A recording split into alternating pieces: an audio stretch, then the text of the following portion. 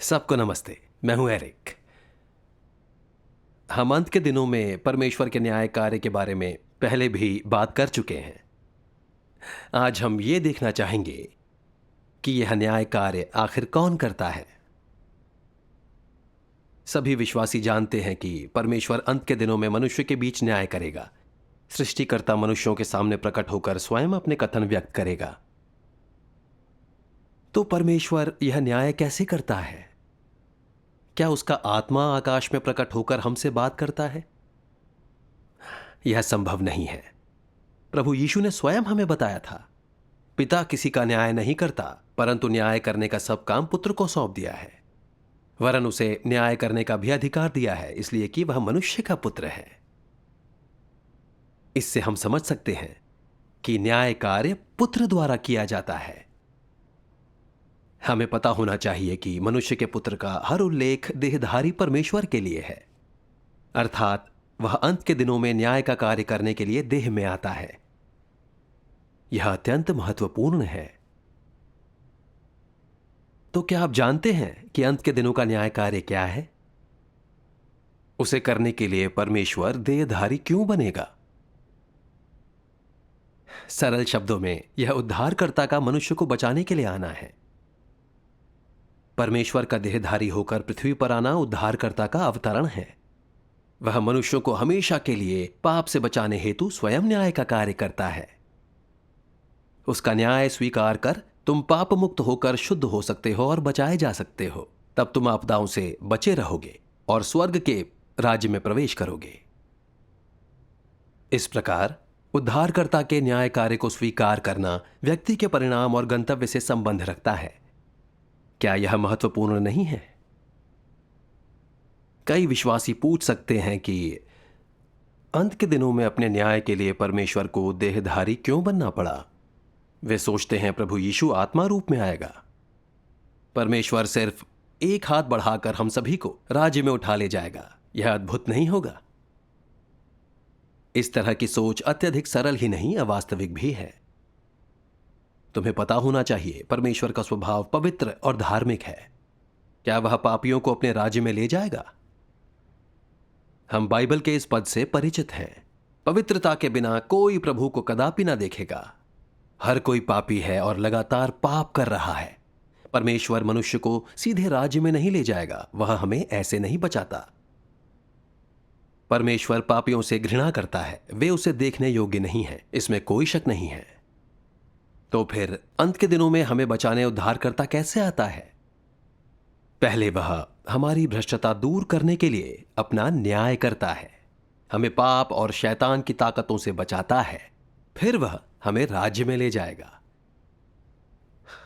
तुम्हारे पाप दूर ना हुए तो परमेश्वर तुम्हें आपदाओं से नहीं बचाएगा, तुम्हें राज्य में तो बिल्कुल नहीं ले जाएगा। आपदाएं शुरू हो चुकी हैं और सभी को लग रहा है कि दुनिया खत्म हो रही है, जैसे मौत आ रही है। हर कोई उद्धारकर्ता के आकर मनुष्य को बचाने की प्रतीक्षा कर रहा है। इसलिए उसे और अंत के दिनों के उसके न्याय कार्य को स्वीकारना अत्यंत महत्वपूर्ण है। विश्वासियों को स्वर्ग के राज्य में ले जाया जाएगा या नहीं, इसकी कुंजी यही है। लेकिन पहले जाने कि अंत के दिनों का न्याय कार्य है क्या। धार्मिक लोग अंत के दिनों के न्याय को बहुत ही सरल समझते हैं और न्याय के हर उल्लेख पर वे महसूस करते हैं कि यह प्रभु यीशु द्वारा आत्मा के रूप में किया जाएगा, कि प्रभु आकर हमसे मिलेगा और हमें राज्य में ले जाएगा। फिर अविश्वासियों को दंडित और नष्ट किया जाएगा। वास्तव में यह बहुत बड़ी भूल है। उनसे कहां गलती हुई है? हर बार जब परमेश्वर मनुष्य को बचाने के लिए आता है तो यह बहुत व्यावहारिक, यथार्थपरक होता है, अलौकिक नहीं। वे प्रभु के आने के बारे में बाइबल की महत्वपूर्ण भविष्यवाणियां भी नजरअंदाज करते हैं। न्याय कार्य करने के लिए मनुष्य के पुत्र के रूप में परमेश्वर के देह धारण की भविष्यवाणियां प्रभु यीशु ने बहुत स्पष्ट कहा था। क्योंकि जैसे बिजली पूर्व से निकलकर पश्चिम तक चमकती है, वैसे ही मनुष्य के पुत्र का भी आना होगा। पिता किसी का न्याय नहीं करता, परंतु न्याय करने का सब काम पुत्र को सौंप दिया है।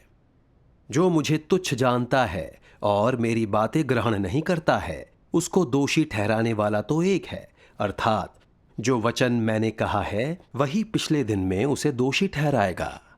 मुझे तुमसे और भी बहुत सी बातें कहनी हैं, परंतु अभी तुम उन्हें सह नहीं सकते। परंतु जब वह अर्थात सत्य का आत्मा आएगा तो तुम्हें सब सत्य का मार्ग बताएगा। और 1 पतरस 4:17 में लिखा है, क्योंकि वह समय आ पहुंचा है कि पहले परमेश्वर के लोगों का न्याय किया जाए। क्या यह भविष्यवाणियां स्पष्ट नहीं है? प्रभु अंत के दिनों में मनुष्य के पुत्र के रूप में देह धारण कर सत्य व्यक्त करता है और न्याय कार्य करता है, इसमें कोई शक नहीं है। न्याय कार्य वैसा नहीं है जैसा लोग कल्पना करते हैं कि परमेश्वर विश्वासियों को सीधे स्वर्ग में ले जाएगा, फिर अविश्वासियों को दंडित और नष्ट कर देगा। बस यह इतना आसान नहीं है। अंत के दिनों का न्याय परमेश्वर के घर से शुरू होता है और पहले उनके बीच किया जाता है जो अंत के दिनों का परमेश्वर का न्याय स्वीकारते हैं। अर्थात मनुष्य का पुत्र देह में पृथ्वी पर आता है, मनुष्य को शुद्ध कर बचाने के लिए कई सत्य व्यक्त करता है, परमेश्वर के चुने हुए लोगों को सत्य में प्रवेश कराता है। यह अंत के दिनों का ईश कार्य है जिसकी योजना बहुत पहले बनी थी। जहां तक अविश्वासियों का सवाल है, वे दंडित किए और आपदाओं द्वारा हटा दिए जाएंगे। उद्धारकर्ता पहले ही देहधारी सर्वशक्तिमान परमेश्वर के रूप में आ चुका है, मनुष्य को शुद्ध कर बचाने के लिए सत्य व्यक्त कर रहा है, ईश गृह से शुरू होने वाला न्याय कार्य कर रहा है। सर्वशक्तिमान परमेश्वर द्वारा व्यक्त इन सत्यों ने दुनिया हिला दी है। प्रत्येक राष्ट्र के बहुत से लोगों ने उनके बारे में सुना है। हम देख सकते हैं कि प्रभु की वापसी के बारे में बाइबल की भविष्यवाणियां पूरी हो चुकी हैं। दुर्भाग्य से कुछ लोग हैं जो अंत के दिनों के परमेश्वर के न्याय कार्य को नहीं समझते, बस कुछ अलौकिक देखने की आशा करते हैं, परमेश्वर के आकाश से प्रकट होकर बोलने की आशा। यह बहुत अमूर्त है। परमेश्वर न्याय कैसे करता है, इसे समझने के लिए देखें कि सर्वशक्तिमान परमेश्वर क्या कहता है। न्याय का कार्य परमेश्वर का अपना कार्य है, इसलिए स्वाभाविक रूप से इसे परमेश्वर द्वारा ही किया जाना चाहिए। उसकी जगह इसे मनुष्य द्वारा नहीं किया जा सकता। चूंकि न्याय सत्य के माध्यम से मानव जाति को जीतना है, इसलिए परमेश्वर निसंदेह अभी भी मनुष्यों के बीच इस कार्य को करने के लिए देहधारी छवि के रूप में प्रकट होगा। अर्थात अंत के दिनों का मसीह दुनिया भर के लोगों को सिखाने के लिए और उन्हें सभी सच्चाइयों का ज्ञान कराने के लिए सत्य का उपयोग करेगा। यह परमेश्वर के न्याय का कार्य है। अंत के दिनों का मसीह मनुष्य को सिखाने, उसके सार को उजागर करने और उसके वचनों और कर्मों की चीर फाड़ करने के लिए विभिन्न प्रकार के सत्यों का उपयोग करता है। इन वचनों में विभिन्न सत्यों का समावेश है, जैसे कि मनुष्य का कर्तव्य, मनुष्य को परमेश्वर का आज्ञा पालन किस प्रकार करना चाहिए, मनुष्य को किस प्रकार परमेश्वर के प्रति निष्ठावान होना चाहिए, मनुष्य को किस प्रकार सामान्य मनुष्यता का जीवन जीना चाहिए, और साथ ही परमेश्वर की बुद्धिमत्ता और उसका स्वभाव इत्यादि। ये सभी वचन मनुष्य के सार और उसके भ्रष्ट स्वभाव पर निर्देशित हैं। खासतौर पर वे वचन जो यह उजागर करते हैं कि मनुष्य किस प्रकार परमेश्वर का तिरस्कार करता है, इस संबंध में बोले गए हैं कि किस प्रकार मनुष्य शैतान का मूर्त रूप और परमेश्वर के विरुद्ध शत्रु बल है। अपने न्याय का कार्य करने में परमेश्वर केवल कुछ वचनों के माध्यम से मनुष्य की प्रकृति को स्पष्ट नहीं करता, बल्कि वह लंबे समय तक उसे उजागर करता है, उससे निपटता है और उसकी काट छांट करता है। उजागर करने, निपटने और काट छांट करने की इन तमाम विधियों को साधारण वचनों से नहीं, बल्कि उस सत्य से प्रतिस्थापित किया जा सकता है जिसका मनुष्य में सर्वथा अभाव है। केवल इस तरह की विधियां ही न्याय कही जा सकती हैं। केवल इस तरह के न्याय द्वारा ही मनुष्य को वशीभूत और परमेश्वर के प्रति पूरी तरह से आश्वस्त किया जा सकता है। और इतना ही नहीं, बल्कि मनुष्य परमेश्वर का सच्चा ज्ञान भी प्राप्त कर सकता है। न्याय का कार्य मनुष्य में परमेश्वर के असली चेहरे की समझ पैदा करने और उसकी स्वयं की विद्रोहशीलता का सत्य उसके सामने लाने का काम करता है। न्याय का कार्य मनुष्य को परमेश्वर की इच्छा, परमेश्वर के कार्य के उद्देश्य और उन रहस्यों की अधिक समझ प्राप्त कराता है जो उसकी समझ से परे हैं। यह मनुष्य को अपने भ्रष्ट सार तथा अपनी भ्रष्टता की जड़ों को जानने पहचानने और साथ ही अपनी कुरूपता को खोजने का अवसर देता है। ये सभी परिणाम न्याय के कार्य द्वारा लाए जाते हैं, क्योंकि इस कार्य का सार वास्तव में उन सभी के लिए परमेश्वर के सत्य, मार्ग और जीवन का मार्ग प्रशस्त करने का कार्य है जिनका उस पर विश्वास है। यह कार्य परमेश्वर के द्वारा किया जाने वाला न्याय का कार्य है। अब हमें समझना चाहिए कि परमेश्वर अपना अंत के दिनों का न्याय कैसे करता है। यह सत्य व्यक्त करके और मनुष्य का न्याय करने, उसे शुद्ध करने के लिए उनका इस्तेमाल करके किया जाता है। अर्थात परमेश्वर इस न्याय कार्य का उपयोग मनुष्य की भ्रष्टता दूर करने, लोगों के एक समूह को बचाने और पूर्ण करने के लिए करता है। यह 6000 वर्षीय प्रबंधन योजना का फल है और यह अंत के दिनों के न्याय कार्य का निचोड़ भी है।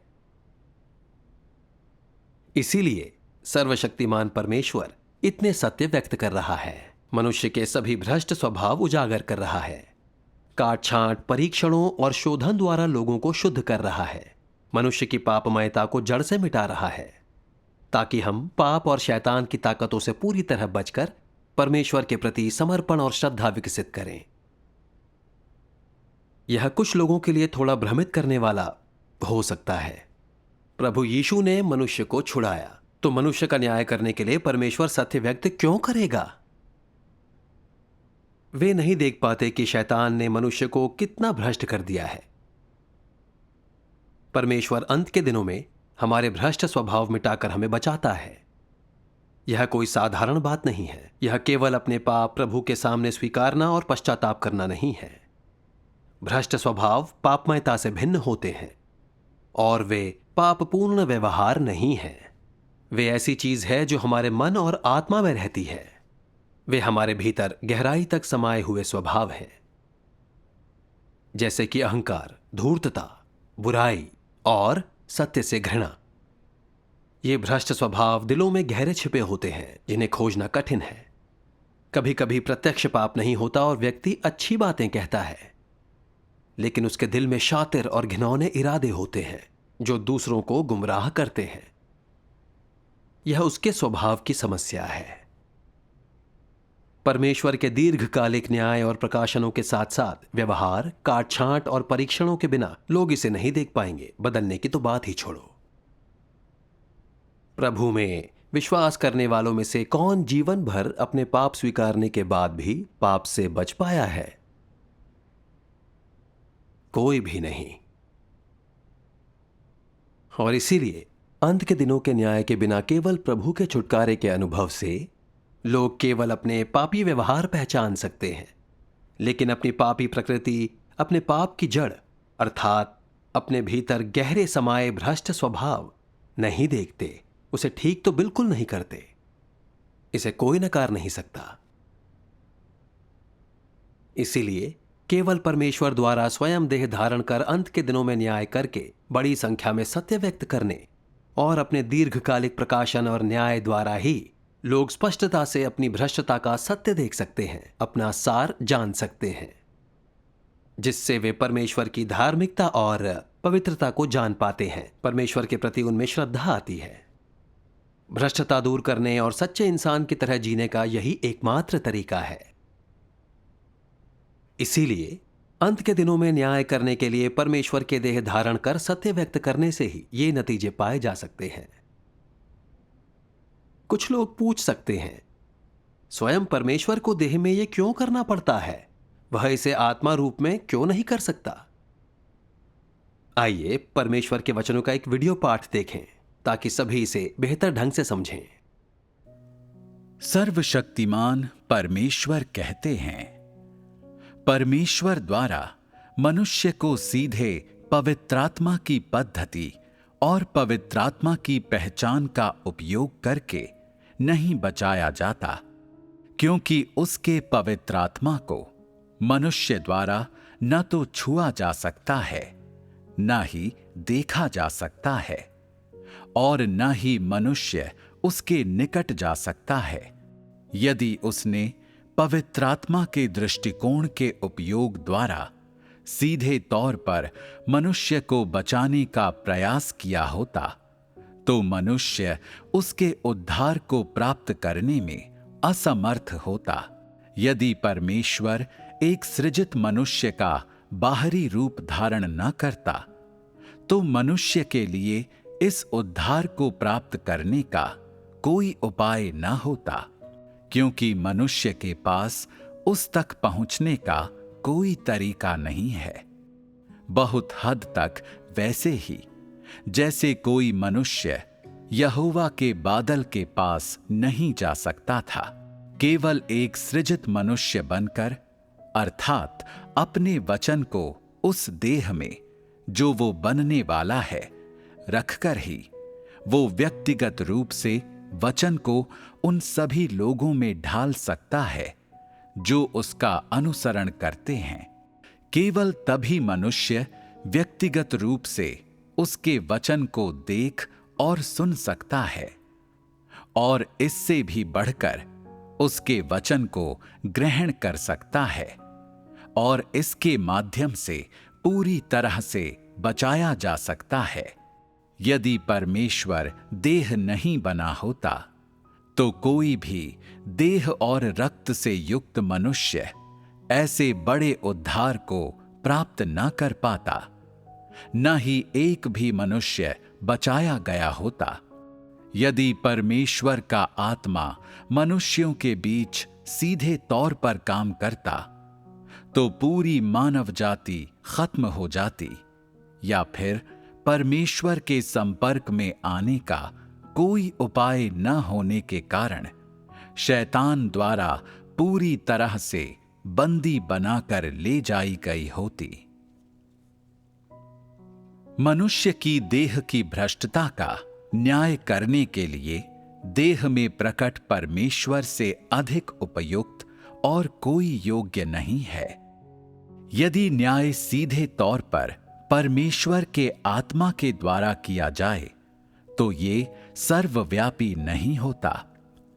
इसके अतिरिक्त ऐसे कार्य को स्वीकार करना मनुष्य के लिए कठिन होता है, क्योंकि पवित्रात्मा मनुष्य के रूबरू आने में असमर्थ है, और इस वजह से प्रभाव तत्काल नहीं होते, और मनुष्य परमेश्वर के अपमान न किए जाने योग्य स्वभाव को साफ साफ देखने में बिल्कुल भी सक्षम नहीं होता। यदि देह में प्रकट परमेश्वर मनुष्य जाति की भ्रष्टता का न्याय करे, तभी शैतान को पूरी तरह से हराया जा सकता है। मनुष्य के समान सामान्य मानवता धारण करने वाला बनकर ही देह में प्रकट परमेश्वर सीधे तौर पर मनुष्य की अधार्मिकता का न्याय कर सकता है। यही उसकी जन्मजात पवित्रता और उसकी असाधारणता का चिन्ह है। केवल परमेश्वर ही मनुष्य का न्याय करने के योग्य है और उसका न्याय करने की स्थिति में है, क्योंकि वो सत्य और धार्मिकता को धारण किए हुए है, और इस प्रकार वो मनुष्य का न्याय करने में समर्थ है। जो सत्य और धार्मिकता से रहित हैं, वे दूसरों का न्याय करने लायक नहीं हैं। यदि इस कार्य को परमेश्वर के आत्मा द्वारा किया जाता तो इसका अर्थ शैतान पर विजय नहीं होता। पवित्रात्मा अंतर्निहित रूप से ही नश्वर प्राणियों की तुलना में अधिक उत्कृष्ट है और परमेश्वर का आत्मा अंतर्निहित रूप से पवित्र है और देह पर विजय प्राप्त किए हुए है। यदि पवित्रात्मा ने इस कार्य को सीधे तौर पर किया होता तो वो मनुष्य की समस्त अवज्ञा का न्याय नहीं कर पाता और उसकी सारी अधार्मिकता को प्रकट नहीं कर पाता, क्योंकि न्याय के कार्य को परमेश्वर के बारे में मनुष्य की धारणाओं के माध्यम से भी कार्यान्वित किया जाता है और मनुष्य के अंदर कभी भी पवित्रात्मा के बारे में कोई धारणाएं नहीं रही हैं। इसलिए पवित्रात्मा मनुष्य की अधार्मिकता को बेहतर तरीके से प्रकट करने में असमर्थ है। वो ऐसी अधार्मिकता को पूरी तरह से उजागर करने में तो बिल्कुल भी समर्थ नहीं है। देहधारी परमेश्वर उन सब लोगों का शत्रु है जो उसे नहीं जानते। अपने प्रति मनुष्य की धारणाओं और विरोध का न्याय करके वो मनुष्य जाति की सारी अवज्ञा का खुलासा करता है। देह में उसके कार्य के प्रभाव पवित्रात्मा के कार्य की तुलना में अधिक स्पष्ट होते हैं। इसलिए संपूर्ण मनुष्य जाति के न्याय को पवित्रात्मा के द्वारा सीधे तौर पर संपन्न नहीं किया जाता, बल्कि ये देहधारी परमेश्वर का कार्य है। देहधारी परमेश्वर को मनुष्य देख और छू सकता है और देहधारी परमेश्वर मनुष्य पर पूरी तरह से विजय पा सकता है। देहधारी परमेश्वर के साथ अपने रिश्ते में मनुष्य विरोध से आज्ञाकारिता की ओर, उत्पीड़न से स्वीकृति की ओर, धारणा से ज्ञान की ओर और तिरस्कार से प्रेम की ओर प्रगति करता है। ये हैं देहधारी परमेश्वर के कार्य के प्रभाव। अब मुझे लगता है कि हम सब थोड़ा बेहतर समझते हैं कि परमेश्वर स्वयं देह में न्याय का कार्य क्यों करता है।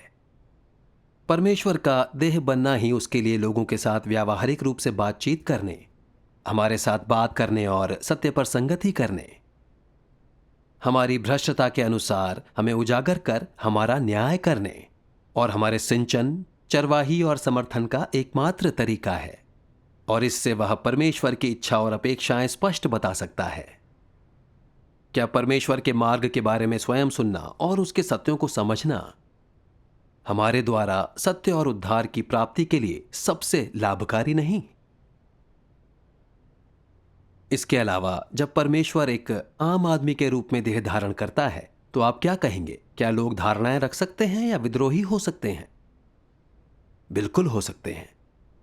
जिस क्षण लोग मसीह का आम बाहरी स्वरूप देखते हैं उनमें धारणाएं, विद्रोह और प्रतिरोध पैदा होता है। और भले ही वे कुछ ना कहें या कितना भी दिखावा करें, परमेश्वर देख रहा है। इसे छिपाने का कोई प्रयास सफल नहीं हो सकता। परमेश्वर लोगों के भीतर छिपी हर चीज ठीक उसी रूप में प्रकट कर देता है। इसलिए सिर्फ देहधारी परमेश्वर ही लोगों का विद्रोह और प्रतिरोध उजागर कर सकता है। यह न्याय कार्य के लिए लाभकारी है। क्या होता अगर परमेश्वर सीधे आत्मा के द्वारा वचन कहता? लोग उसके आत्मा को देख, छू या उसके निकट नहीं जा सकते और उसके आत्मा के बोलने से वे डर जाते। फिर वे परमेश्वर के सामने हृदय कैसे खोल पाते या सत्य कैसे समझ पाते?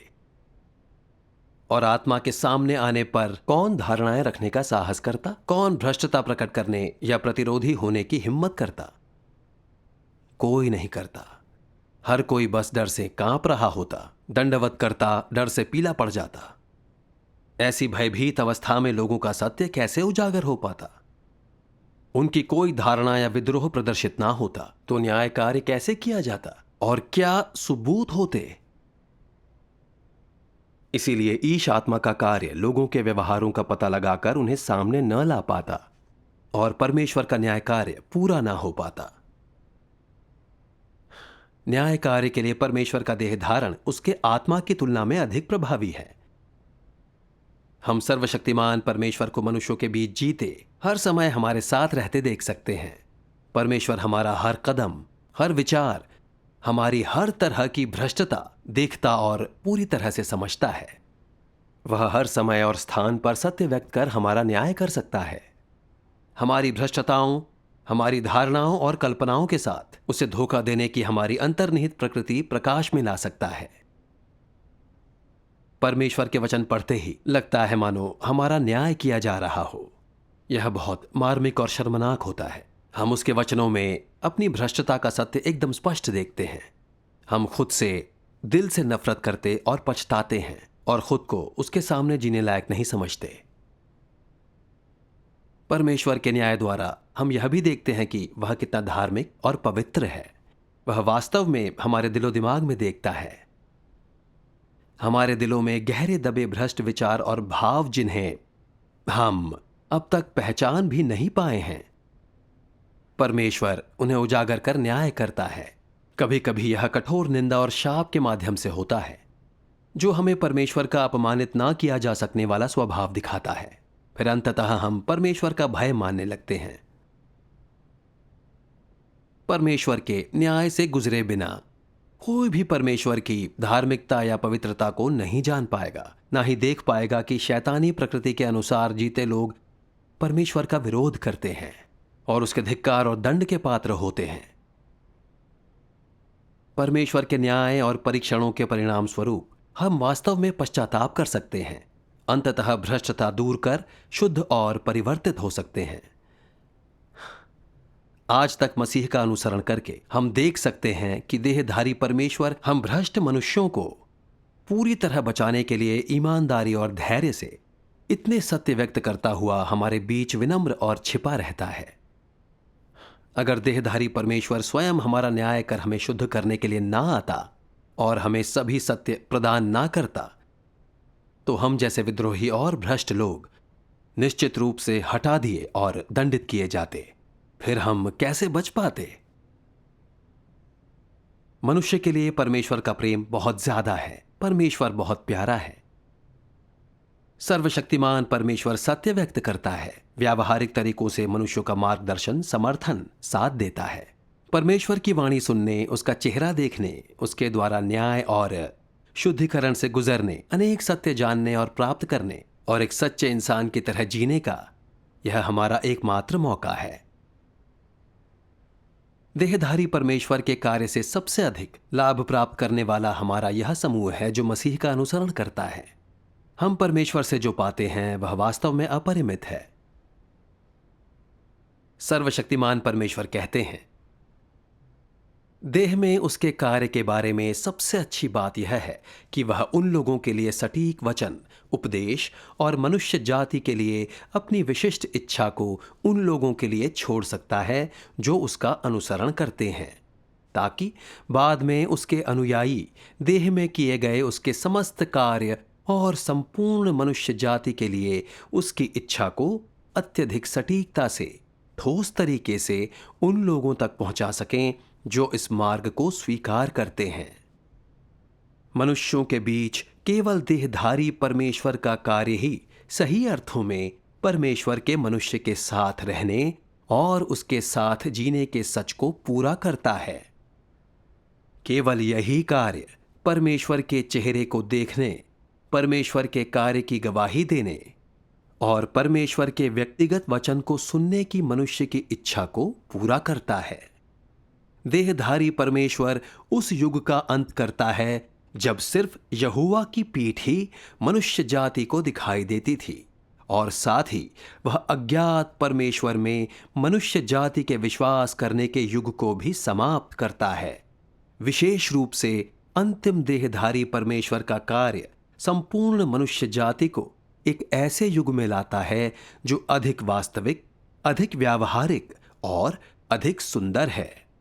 वह केवल व्यवस्था और सिद्धांत के युग का ही अंत नहीं करता, बल्कि अधिक महत्वपूर्ण यह है कि वह मनुष्य जाति पर ऐसे परमेश्वर को प्रकट करता है जो वास्तविक और सामान्य है, जो धार्मिक और पवित्र है, जो प्रबंधन योजना के कार्य का खुलासा करता है और मनुष्य जाति के रहस्यों और मंजिल को प्रदर्शित करता है, जिसने मनुष्य जाति का सृजन किया और प्रबंधन कार्य को अंजाम तक पहुंचाता है, और जिसने हजारों वर्षों तक खुद को छिपा कर रखा है। वह अस्पष्टता के युग का पूर्णतः अंत करता है। वह उस युग का समापन करता है जिसमें संपूर्ण मनुष्य जाति परमेश्वर का चेहरा खोजना तो चाहती थी, मगर खोज नहीं पाई।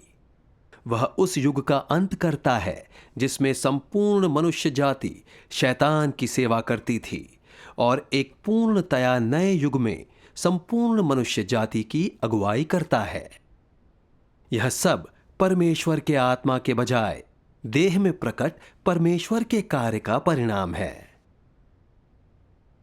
सर्वशक्तिमान परमेश्वर 3 दशकों से सत्य व्यक्त कर रहा है और अंत के दिनों का अपना न्याय कार्य कर रहा है। परमेश्वर के चुने हुए लोगों ने उसके वचनों के न्याय द्वारा अपने भ्रष्ट स्वभाव शुद्ध कर लिए हैं, और परमेश्वर ने आपदाओं से पहले विजेताओं का एक समूह पूरा किया है, और वे प्रथम फल हैं।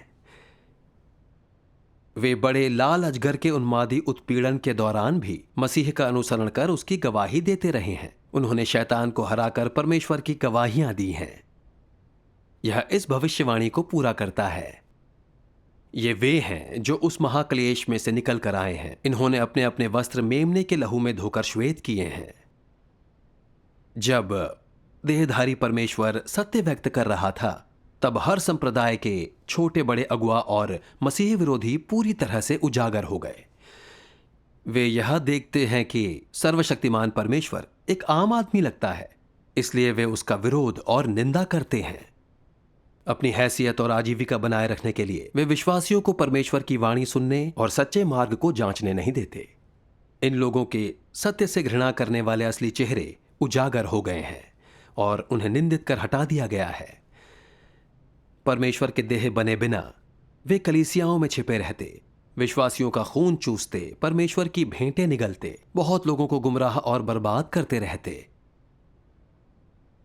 चूंकि परमेश्वर देह में अपना न्याय करता है, अतः सभी मसीह विरोधी और गैर विश्वासी जो सत्य से प्रेम करते हैं या नहीं करते, जो सत्य से घृणा या उसका तिरस्कार करते हैं, उजागर हो गए हैं। जो लोग सत्य से प्रेम करते और उसे समझते हैं, उन्होंने शैतान का भद्दा चेहरा स्पष्ट देखा है कि कैसे वह परमेश्वर विरोधी है और मनुष्य को गुमराह करता है। उन्होंने शैतान को नकार और त्याग दिया है और परमेश्वर की ओर मुड़ गए हैं। परमेश्वर अच्छे को पुरस्कृत और बुरे को दंडित करता है, बड़ी आपदाओं से अपने खिलाफ काम करने वाली ताकतों को मिटा देता है, शैतान की सत्ता वाले इस पुराने युग को समाप्त कर देता है, फिर अपने न्याय द्वारा शुद्ध किए गए लोगों को एक सुंदर मंजिल पर ले जाता है। यह इन भविष्यवाणियों को पूरा करता है। जो अन्याय करता है वह अन्याय ही करता रहे, और जो मलिन है वह मलिन बना रहे, और जो धर्मी है वह धर्मी बना रहे, और जो पवित्र है वह पवित्र बना रहे। देख, मैं शीघ्र आने वाला हूं, और हर एक के काम के अनुसार बदला लेने के लिए प्रतिफल मेरे पास है। आइए सर्वशक्तिमान परमेश्वर के अंश से समाप्त करें। कई लोगों में परमेश्वर के दूसरे देह धारण के बारे में बुरी भावना है, क्योंकि लोगों को यह बात मानने में कठिनाई होती है कि परमेश्वर न्याय का कार्य करने के लिए देह धारण करेगा। फिर भी मुझे तुम्हें यह अवश्य बताना होगा कि प्रायः परमेश्वर का कार्य मनुष्य की अपेक्षाओं से बहुत आगे तक जाता है, और मनुष्य के मन के लिए इसे स्वीकार करना कठिन होता है, क्योंकि लोग पृथ्वी पर मात्र कीड़े मकोड़े हैं, जबकि परमेश्वर सर्वोच्च है जो ब्रह्मांड में समाया हुआ है। मनुष्य का मन गंदे पानी से भरे हुए एक गड्ढे के सदृश है जो केवल कीड़े मकोड़ों को ही उत्पन्न करता है, जबकि परमेश्वर के विचारों द्वारा निर्देशित कार्य का प्रत्येक चरण परमेश्वर की बुद्धि का परिणाम है। लोग हमेशा परमेश्वर के साथ संघर्ष करने की कोशिश करते हैं, जिसके बारे में मैं कहता हूं कि यह स्वतः स्पष्ट है कि अंत में कौन हारेगा। मैं तुम सबको समझा रहा हूं कि अपने आप को स्वर्ण से अधिक मूल्यवान मत समझो। जब दूसरे लोग परमेश्वर का न्याय स्वीकार कर सकते हैं तो तुम क्यों नहीं? तुम दूसरों से कितने ऊंचे हो? अगर दूसरे लोग सत्य के आगे सिर झुका सकते हैं तो तुम भी ऐसा क्यों नहीं कर सकते? परमेश्वर के कार्य का वेग अबाध है। वह सिर्फ तुम्हारे द्वारा किए गए सहयोग के कारण न्याय के कार्य को फिर से नहीं दोहराएगा, और तुम इतने अच्छे अवसर के हाथ से निकल जाने पर पछतावे से भर जाओगे। अगर तुम्हें मेरे वचनों पर विश्वास नहीं है तो फिर आकाश में स्थित उस महान श्वेत सिंहासन द्वारा खुद पर न्याय पारित किए जाने की प्रतीक्षा करो। तुम्हें अवश्य पता होना चाहिए कि सभी इजरायलियों ने यीशु को ठुकराया और अस्वीकार किया था, और फिर भी यीशु द्वारा मानव जाति के छुटकारे का तथ्य पूरे ब्रह्मांड और पृथ्वी के छोरों तक फैल गया। क्या यह परमेश्वर द्वारा बहुत पहले बनाई गई वास्तविकता नहीं है? अगर तुम अभी भी यीशु द्वारा स्वयं को स्वर्ग में ले जाए जाने का इंतजार कर रहे हो तो मैं कहता हूं कि तुम एक निर्जीव काठ के बेकार टुकड़े हो।